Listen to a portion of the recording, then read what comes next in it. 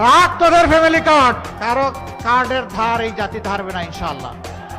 মায়ের মর্যাদা দিব না, জান দিতে প্রস্তুত থাকবো। এক হাতে ফ্যামিলি কার্ড আর এক হাতে মায়ের গায়ে হাত। রাখ তোদের ফ্যামিলি কার্ড।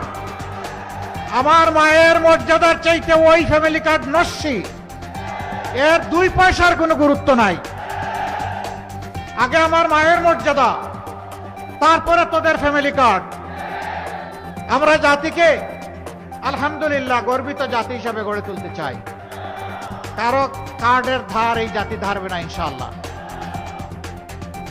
যে যুব সমাজ লড়াই করেছিল তাদের দাবি একটাই ছিল, উই ওয়ান্ট জাস্টিস।